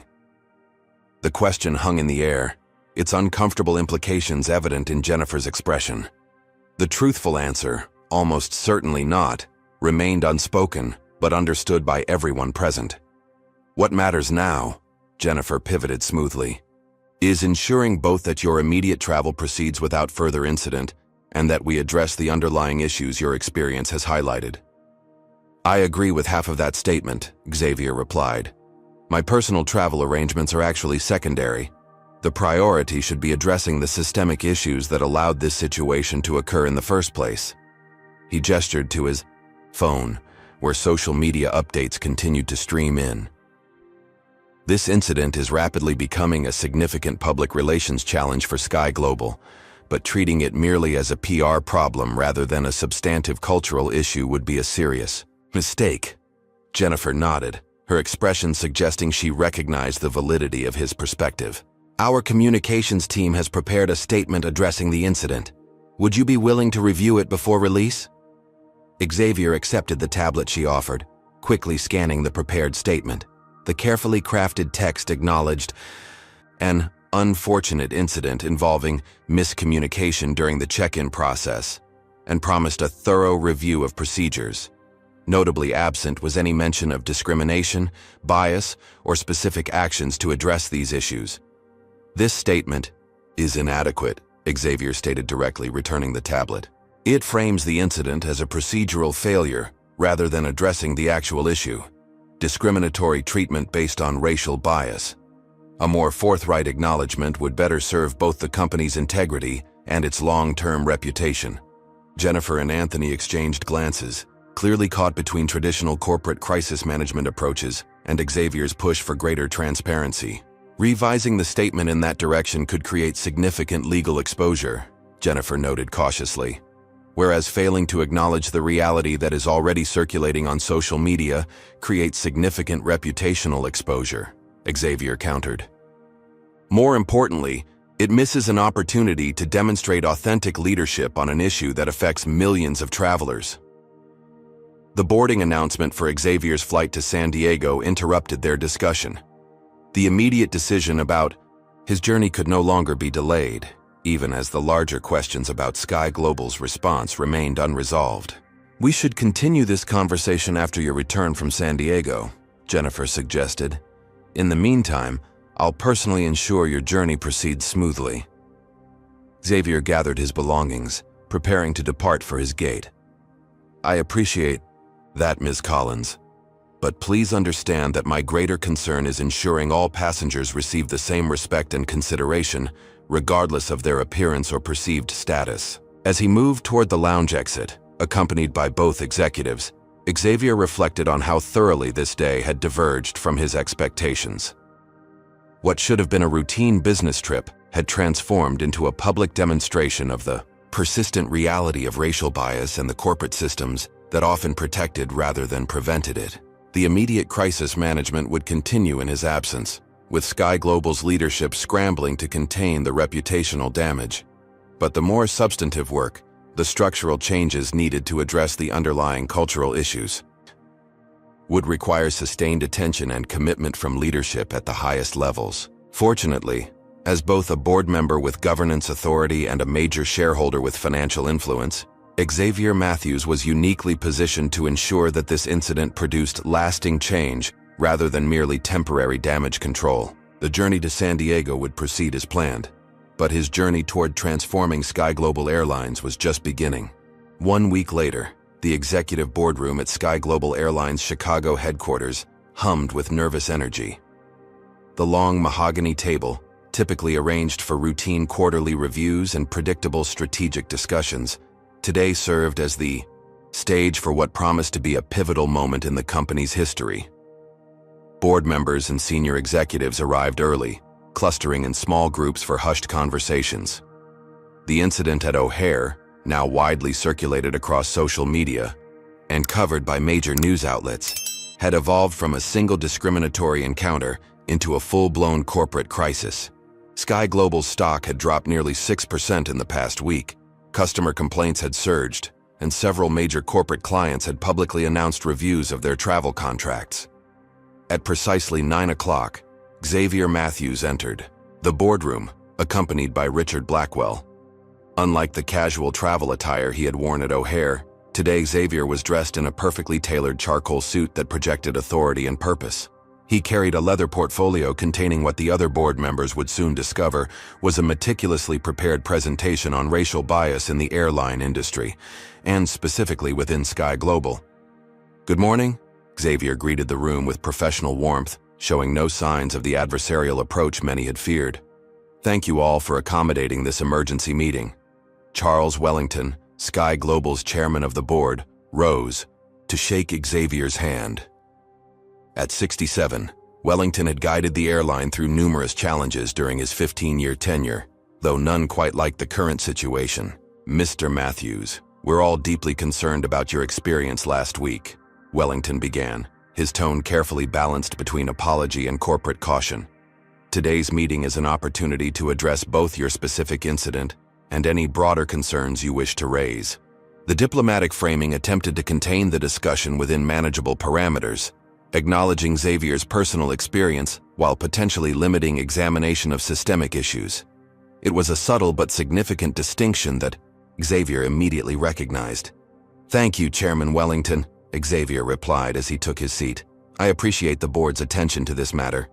While my personal experience was certainly troubling, I believe it reflects structural problems that require comprehensive attention rather than isolated resolution." Several board members shifted uncomfortably at this framing. They had prepared for a discussion about a specific incident, potentially culminating in disciplinary action against the involved employees and perhaps some targeted policy adjustments. Xavier's statement signaled a much more expansive and potentially challenging conversation. CEO Margaret Foster, who had been conspicuously silent during the initial media response to the incident, leaned forward. "We're certainly open to examining any structural concerns, Mr. Matthews. Sky Global is committed to providing excellent service to all our passengers." The generic assurance received polite nods around the table, the kind of statement that was difficult to disagree with while committing to nothing specific. Xavier noted the response without comment as he opened his portfolio and connected his tablet to the room's presentation system. "Before we discuss potential solutions," Xavier began, "I think it's important to clearly understand the scope and nature of the problem. With your permission, I'd like to share some findings from my research both before and after last week's incident." Without waiting for explicit approval, Xavier launched a presentation titled "Examining Patterns, Racial Bias in Customer Service at Sky Global Airlines." The screen displayed a meticulously organized collection of data, customer complaints, and documented incidents spanning the past 3 years. "As some of you may know, my investment in Sky Global wasn't made lightly," Xavier explained, his tone measured and factual rather than accusatory. "Before acquiring 20% of this company's shares, I conducted thorough due diligence, not just on financial performance and market position, but on customer experience and corporate culture as well." The board members exchanged uneasy glances as Xavier navigated to the first substantive slide. It displayed a statistical analysis of customer complaints filed with Sky Global over the past 36 months, categorized by passenger demographics and complaint type. "This analysis reveals several concerning patterns," Xavier continued.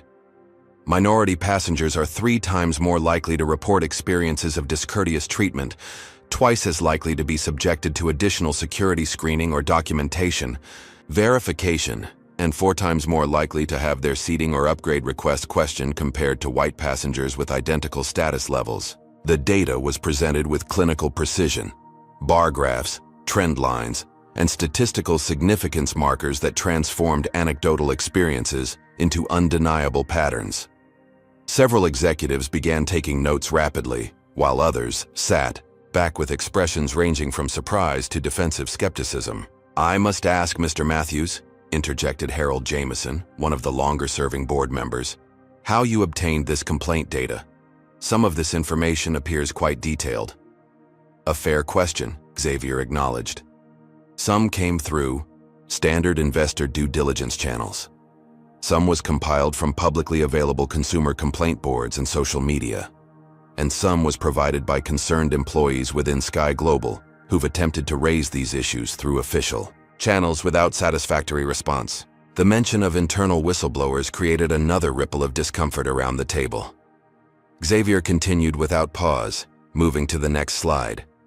"What's particularly troubling isn't just the prevalence of these incidents, but the response pattern when they're reported," he explained, displaying a flowchart of Sky Global's customer complaint resolution process.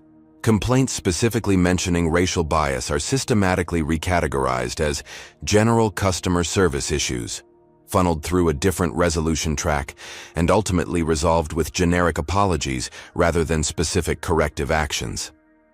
CEO Margaret Foster leaned forward, her expression now visibly concerned. "Mr. Matthews, if this pattern exists, I assure you it wasn't by executive design. Our complaint categorization systems are intended to efficiently route customer concerns, not dismiss legitimate issues." "I appreciate that clarification," Xavier replied evenly. "Intent and impact, however, often diverge. Whatever the intention, the effect has been to obscure a significant pattern of discriminatory treatment that should have triggered intervention long before my personal experience brought it to public attention." He moved to another slide showing specific examples drawn from customer complaints, employee reports, and documented incidents, each highlighting situations where passengers of color received demonstrably different treatment than white passengers with similar status. The evidence was compelling and meticulously organized, making it difficult to dismiss as isolated incidents or subjective perceptions. "Most concerning," Xavier continued, navigating to a slide comparing Sky Global's bias-related complaints to industry benchmarks, "is that these patterns occur at rates significantly higher than industry averages. While all airlines face challenges in this area, Sky Global's numbers suggest a particular cultural problem requiring specific intervention." Richard Blackwell, who had remained silent until now, spoke up in support. "I've reviewed Xavier's research independently, and I find the methodology sound and the conclusions difficult to dismiss. We have a genuine issue that merits serious attention." This endorsement from a respected long-term board member shifted the energy in the room.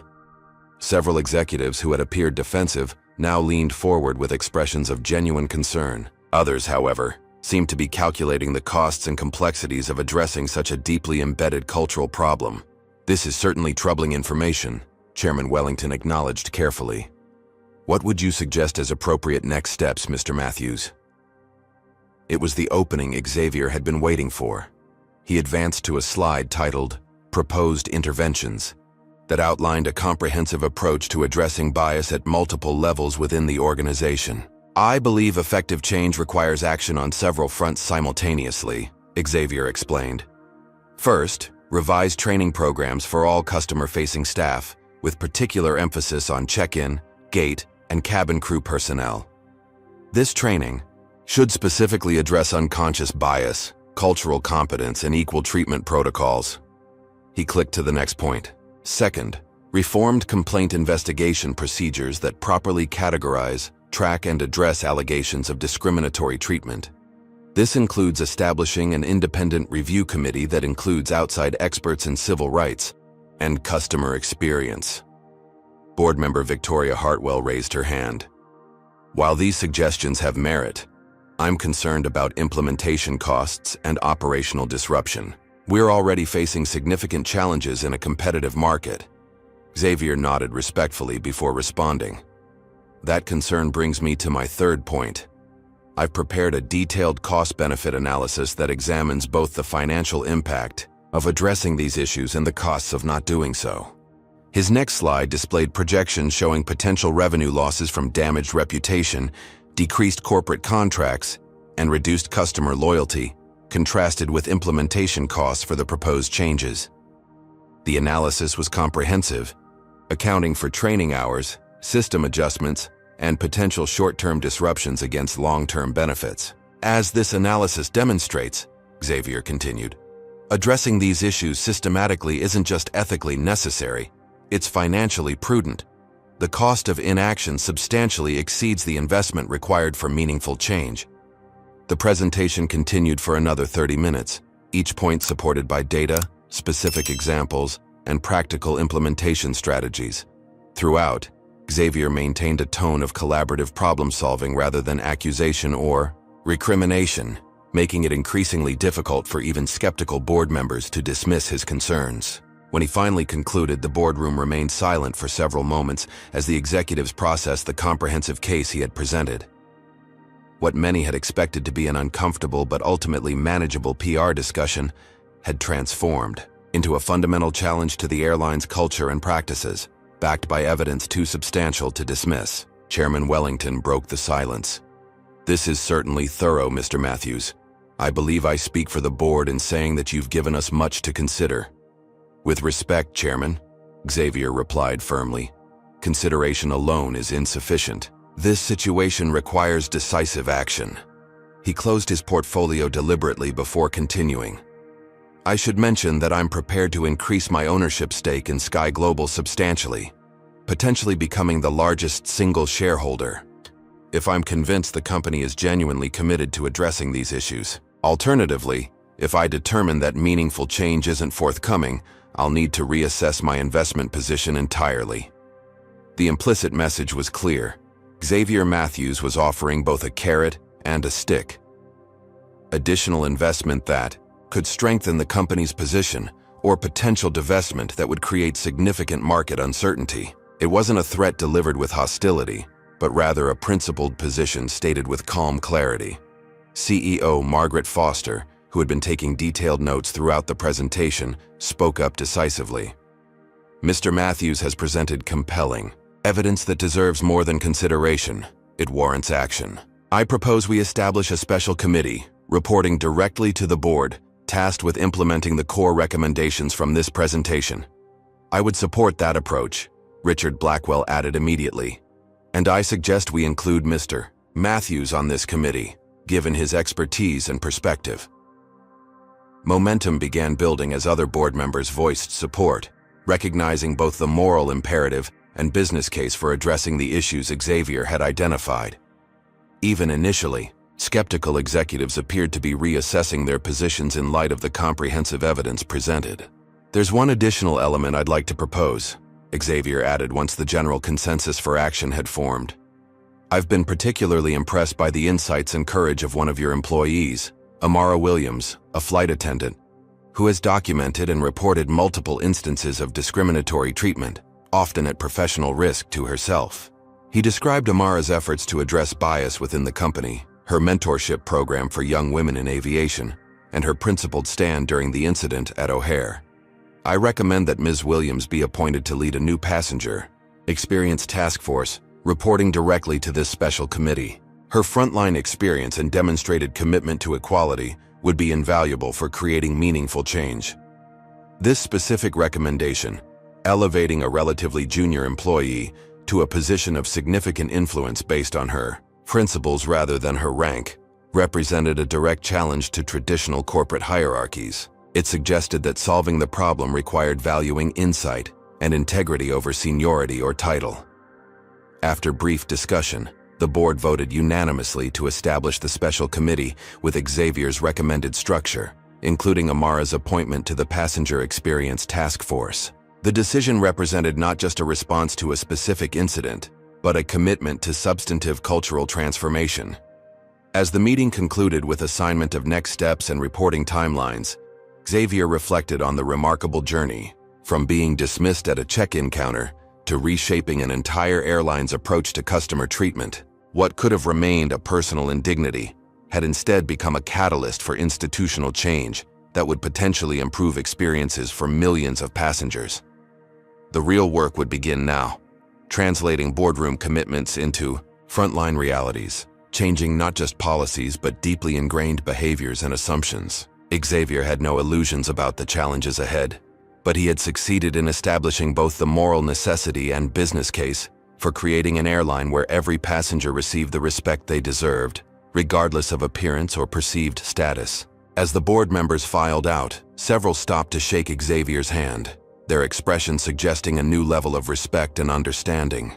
The emergency meeting that many had dreaded had ultimately opened a path toward making Sky Global not just more equitable, but more successful as well. 6 months later, Xavier Matthews settled into Seat 3A aboard Sky Global Flight 1857 from Chicago to Atlanta. Unlike his experience half a year earlier, his approach to the priority check-in counter had been met with professional courtesy and warmth from the moment he arrived. The agent had verified his documentation efficiently, thanked him for his loyalty as a platinum member, and provided clear information about the flight schedule without a hint of the scrutiny or skepticism he had previously encountered. "Good morning, Mr. Matthews," a flight attendant greeted him by name as he boarded. "Welcome aboard. May I offer you something to drink before takeoff?" Xavier recognized the attendant immediately. Victoria Pearson, the same woman who had dismissed him so readily 6 months ago. Today, her demeanor was transformed. Professional, respectful, and notably free of the assumptions that had colored their previous interaction. "Coffee would be wonderful," Xavier replied. "Black with 1 sugar, please." "Of course," Victoria nodded, returning moments later with his perfectly prepared beverage. The interaction was brief but significant. Not because Xavier received recognition as a board member, his position was now well known throughout the airline, but because the same level of service was being extended to every passenger boarding the first-class cabin, regardless of appearance. He had observed the check-in process carefully, noting that the elderly South Asian couple ahead of him and the young black executive behind him had received identical professional treatment.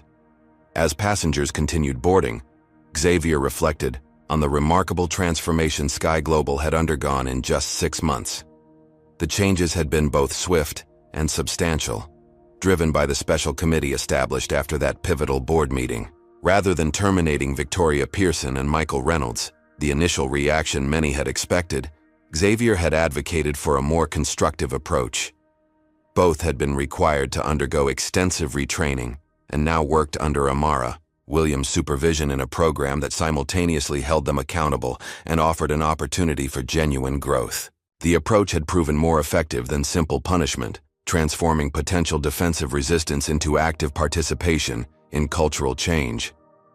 Amara herself had thrived in her new leadership role. Her passenger experience task force had implemented a series of innovations that had not only addressed bias concerns, but significantly improved customer satisfaction metrics across all demographic groups. Her unique perspective as a frontline employee had identified practical solutions that might never have emerged from executive-level planning alone. The systemic changes extended far beyond individual personnel adjustments. Sky Global had implemented comprehensive bias training for all customer-facing staff, established transparent complaint tracking systems with regular public reporting, and created accountability metrics that directly impacted management evaluation and compensation. Most significantly, they had developed a corporate culture that valued speaking up about problems rather than concealing them, a transformation that benefited both employees and passengers. These changes hadn't been without challenges. Some longtime employees had resisted the new approaches, clinging to the way we've always done things. A few executives had departed rather than adapt to the more transparent and equitable culture. Implementation costs had temporarily impacted quarterly earnings, but the longer-term results were increasingly evident. Customer satisfaction scores were rising across all demographic groups, employee retention had improved, and Sky Global's reputation was steadily recovering from the initial damage. The flight reached cruising altitude. Xavier opened his laptop to review materials for his upcoming speech at a technology conference in Atlanta. The merger with Pacific Wave Technologies had been successfully completed. Their combined AI applications for healthcare diagnosis now deployed in hospitals across 27 countries. Early results suggested their technology was identifying rare conditions an average of 16 months earlier than traditional methods, potentially saving thousands of lives annually. A soft chime indicated an incoming email. A weekly update.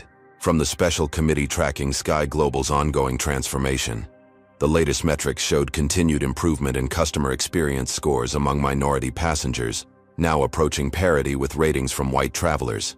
Complaint patterns had shifted significantly, with discriminatory treatment allegations down by 78%. Perhaps most tellingly, employee reporting of bias incidents had initially increased, as staff became more comfortable identifying problems, and then steadily decreased as new practices took hold. "Excuse me, Mr. Matthews." Xavier looked up to find Amara Williams standing beside his seat, now wearing the distinctive uniform jacket that identified her as part of the airline's leadership team. "Ms. Williams," he greeted her warmly. "How are you finding your new role?" "Challenging and rewarding," she replied with a smile. "We've made remarkable progress, though there's still considerable work ahead." "That's always the case with meaningful change," Xavier acknowledged. "I've been reviewing the latest metrics. The trends are encouraging." "They are," Amara agreed. "But I'm particularly proud of the qualitative changes, the shift in daily interactions that doesn't always show up in the numbers." She gestured discreetly toward Victoria, who was now assisting an elderly black woman with genuine attentiveness. 6 months ago, that interaction would have looked very different. The transformation in individual behavior has been remarkable to witness. "Speaking of transformation," Xavier noted, "I understand your mentorship program has expanded significantly." Amara's expression brightened further. "Yes, we're now supporting over 100 young women interested in aviation and technology careers. The corporate foundation funding has been instrumental in providing internship opportunities and scholarship support. The Sky Global Foundation for Diversity in Aviation had been another outcome of Xavier's intervention, a substantial corporate commitment to expanding pathways for underrepresented groups in the industry. What had begun as response to a crisis had evolved into a positive force for systemic change. "I'm flying to Atlanta to deliver the keynote at the Future of Tech conference tomorrow," Xavier mentioned. "I'd like to highlight your mentorship program as an example of leadership emerging from unexpected places. Would you be comfortable with that?" "Of course," Amara replied. "Visibility for the program helps us reach more potential participants. And speaking of the conference, several of our mentees will be attending the student session. They'd be thrilled to meet you if your schedule permits." "I'll make time," Xavier promised. Their perspective is exactly what the technology sector needs as we develop tools that will shape society for decades to come. As Amara continued through the cabin, Xavier returned to his work, reflecting on how thoroughly intertwined his professional worlds had become. His investment in Sky Global had begun partly as a strategic business decision and partly as a response to observed discrimination. Now it had evolved into a showcase for how ethical leadership and business success could reinforce rather than contradict each other. The airline's transformation had also reinforced Xavier's core philosophy about addressing systemic problems. Throughout his career, he had encountered those who believed meaningful change required combative approaches, public shaming, punitive measures, and adversarial positioning. While sometimes necessary, such tactics often created defensiveness that impeded genuine improvement. His approach with Sky Global had been different, presenting irrefutable evidence of problems, offering constructive pathways forward, and creating systems where doing the right thing aligned with business interests. The result had been change that was not only more rapid, but more sustainable than what might have resulted from a purely confrontational approach. The aircraft began its descent into Atlanta as Xavier completed his presentation review.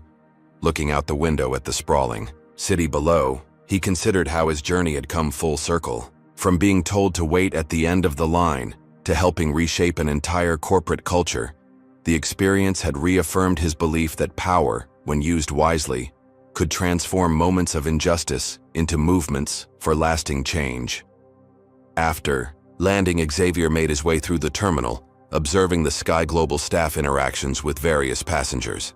The consistent professional courtesy extended to travelers of all backgrounds represented the visible manifestation of the deeper cultural shifts within the company. Change wasn't perfect or complete. No transformation ever is, but the direction was unmistakable. The following morning, Xavier delivered his keynote address to a packed auditorium at the Future of Tech conference. While the primary focus was on artificial intelligence applications in healthcare, he dedicated a portion of his remarks to the broader responsibilities of technology leaders in creating more equitable systems. "The algorithms we design reflect the values we prioritize," he told the audience. "When we build teams that include diverse perspectives and experiences, we create technology that serves humanity more completely. But that diversity must be more than symbolic. It requires truly valuing and elevating voices that have traditionally been marginalized." He shared the story of Amara Williams and her mentorship program as an example of leadership emerging from unexpected places, highlighting how institutional support for such initiatives could transform individual courage into systemic change. Throughout the presentation, he wove together technological innovation and social responsibility as complementary rather than competing priorities. The speech received a standing ovation, with particular enthusiasm from a group of young women in the front rows. Amara's mentees, experiencing firsthand what leadership could look like in an industry where they had rarely seen themselves represented. Later that afternoon, Xavier met with the mentorship program participants, listening to their aspirations and challenges with genuine interest. Their questions reflected both ambition and awareness of the obstacles they might face, particularly as young women of color entering male-dominated fields. "Will we always have to be twice as good to get half the credit?" one young woman asked candidly. Xavier considered the question thoughtfully before responding. "The reality of bias means you may indeed face higher expectations and receive less recognition, at least initially. That's an unfair burden, and one that organizations like Sky Global are finally beginning to acknowledge and address." He paused before continuing. "But I believe we're in a period of significant transition. The companies and institutions that will thrive in the coming decades are those that recognize talent regardless of its packaging. Your generation has an opportunity to accelerate that transition, both by excelling in your chosen fields and by transforming the cultures you enter." The conversation continued for over an hour, ranging from practical career advice to broader discussions about creating change from within systems, rather than only criticizing from outside. Throughout, Xavier emphasized that their voices and perspectives weren't just valuable for reasons of equity. They were essential for creating technology and systems that would truly serve all of humanity. As the meeting concluded, one of the young women approached Xavier privately. "My brother was on your flight from Chicago 6 months ago," she said quietly. "He saw what happened at check-in and how you handled it. It changed how he thinks about using his own position in his company to address problems rather than just avoiding them." This simple statement, that his actions had influenced how another person approached their own power and responsibility, was perhaps the most meaningful outcome of the entire Sky Global transformation. Beyond policies, metrics, and corporate structures, the incident had created a ripple effect of individual reflection and changed behavior that would continue, expanding in ways he might never fully know.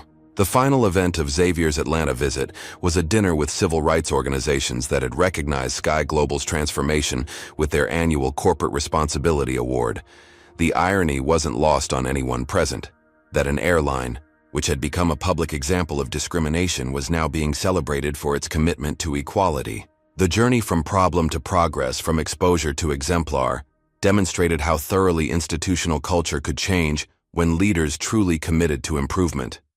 During his brief acceptance remarks, Xavier emphasized that the credit belonged primarily to employees like Amara Williams, who had been advocating for change long before his involvement.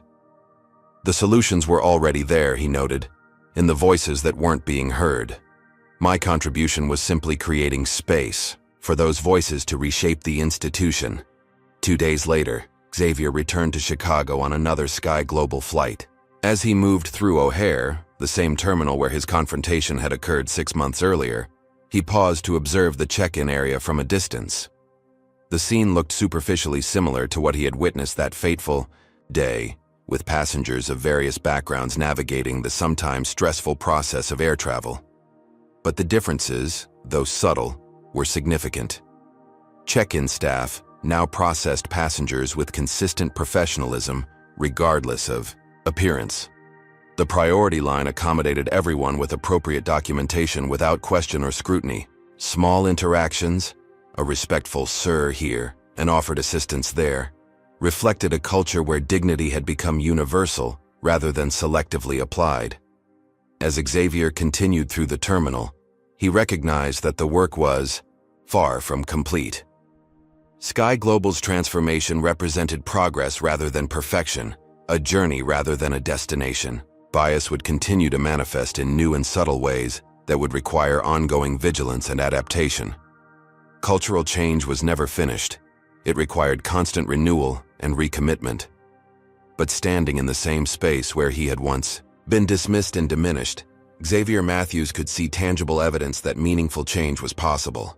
His choice to use his position not just for personal accommodation but for institutional transformation had created ripples that would continue expanding long after this particular incident faded from public memory. The true measure of success wasn't that Xavier Matthews now received respectful treatment when he traveled. It was that thousands of passengers who would never have his wealth or influence increasingly received the same basic dignity that should have been their right all along. The end of the line had become a beginning, not just for one airline's cultural transformation, but for a broader conversation about how power and privilege could be deployed in service of a more equitable world. Have you ever witnessed someone use their position to create positive change rather than just personal advantage? Share your experience in the comments below. If this story inspired you to think differently about how you might address discrimination when you encounter it, hit that like button to help spread this message. Subscribe to our channel for more powerful stories of transformation and justice, and share this video with someone who needs encouragement to stand up for what's right. Thank you for joining us today, and remember, true leadership isn't about the power you hold, but how you use that power to lift others alongside you. Xavier Matthews' experience teaches us that racism persists regardless of wealth, achievement, or status.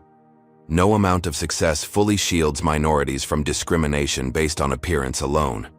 However, this story also reveals the power of strategic response over reactive anger. By documenting patterns, gathering evidence, and addressing problems systemically rather than fighting isolated battles, meaningful change becomes possible. True leadership means using privilege and position not just for personal benefit but to create lasting institutional transformation. Xavier could have simply revealed his identity immediately or accepted special treatment once recognized. Instead, he chose to leverage his experience to improve conditions for all passengers facing similar discrimination. The story demonstrates that accountability doesn't require public shaming or purely punitive measures. By combining irrefutable evidence with constructive pathways forward, Xavier created an environment where doing the right thing aligned with business interests. This approach produced change that was both more rapid and more sustainable than confrontation alone would have achieved. Perhaps most importantly, we learn that power used wisely can transform moments of injustice into movements for lasting change that benefit countless others who lack the same influence or platform. Have you ever been in a situation where someone judged you based on appearances rather than qualifications? Or witnessed discrimination but weren't sure how to respond effectively? Share your experience in the comments below. Your story might give someone else the courage or strategy they need to address similar situations. If you believe in the importance of using whatever influence you have to create positive change rather than just personal advantage, hit that like button to support this message. Subscribe to our channel for more powerful stories of individuals who transform injustice into opportunity for broader improvement. Share this video with someone facing discrimination who needs to be reminded of their worth, or with a person in a position of power who could benefit from seeing how their actions might create ripple effects of positive change.